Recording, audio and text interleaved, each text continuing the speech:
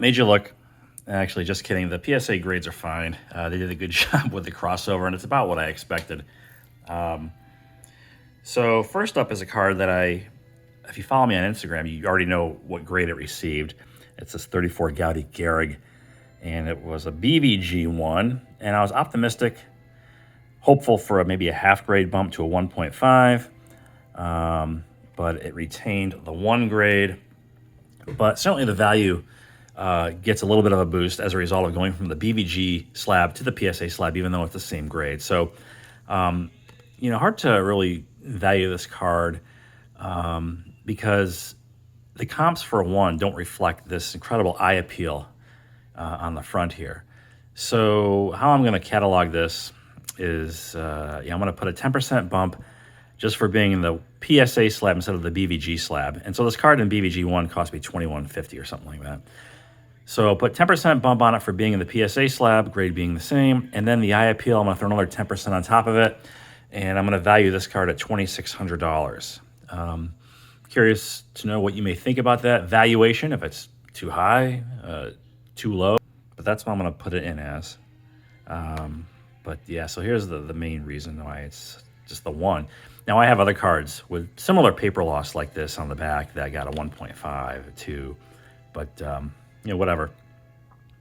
Maybe PSA is a little stricter nowadays. Don't know.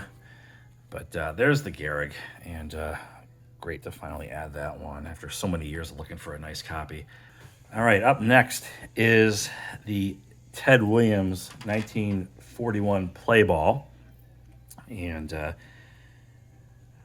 this one I did not share on Instagram, but it was a BVG 4. And, in my mind, I was happy. I expect a downgrade when going from PSA to BVG. And so I would have been happy with a 2.5 on this one, but it came back a 3. So I think it's common to see, PSA, the BVG, or vice versa, to go down a grade or 2.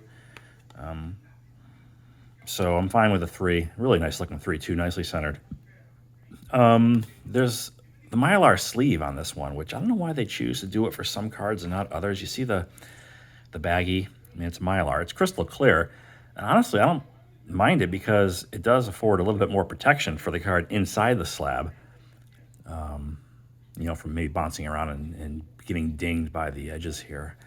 Gehrig doesn't have it, but Ted does. So it's interesting to me why they choose to use it for some cards and not the others. But play ball Ted Williams, and this one, I think I paid like $1,300 for this in the BVG slab. So I think it's valued about the same in a PSA 3 compared to BVG 4, at least according to VCP, which I recently signed up for. All right, now on to the new pickups. A couple of big ones, for me anyway. First up is this Polar Bear Ty Cobb 1.5. I just had to have this one when I saw it. Another one of those Instagram deals. It was on eBay. And I knew the seller. Actually, I had bought the American Caramel Cobb off this guy a few months back. And I asked him what he could do with a PayPal friends and family transaction. And he only came down a little bit. It's because he had just acquired this card. And, he needs to make a little bit of money on it. And so I get it. So I thought about it for, maybe about a week. I was going to go to the East Coast National, see if I could find one there. But I ended up, just making the decision and getting this before that. And I'm glad I did, because when I went to the East Coast show, I saw a couple of these there, but they didn't look anywhere near as nice as this one. It's beautifully centered. Really nice color. Polar bear back is clean. And, I paid a premium for sure for that eye appeal. And that's what's one of the most important things when I'm looking at vintage cards, certainly pre-war cards. So the Ty Cobb bat off of shoulder. And then finally, the 1934 Gaudi Lou Gehrig VG3 with a mark. I figure I paid about 10% premium on this card. So it took me a while to find the mark, but I believe there's a little bit of a pencil erasure or faint pencil squiggle there. But my God, if that's all that is, I mean, the front of this is fantastic. You know, nicely centered for the most part. It is off a little here, left and right. You know, and it's hard to value this because, you know, it's you don't price it like a 3, but you don't. So, for example, let's say a 1980 Topps Rickey Henderson PSA 9 with a qualifier, right? I guess the rule of thumb is you drop it down 2 grades. So yes, that would be PSA 7 price all day long for a card like that. That's pretty common and available. There's a lot of them out there. But when it comes to pre-war, I mean, you're certainly not going to value this like a PSA 1. And honestly, I don't know what you value. It's really just up to it's really just the wild, wild west. So for this one, I did come really strong, and I probably was negotiating against myself with the price. But you know, I found it on VCP. It had sold in early 2020, so like 3.5 years ago, for $2,500. And it's hard to get comps nowadays with the qualifier because, you know, and also VCP doesn't really factor in eye appeal either, right? But across the spectrum of prices for this card in PSA 2, 3, and 4 since early 2020, the present value of those cards is about 2x what they were back then. So having said that, you know, that would make this, you know, somewhere around $5,000 today. But again, that includes all cards.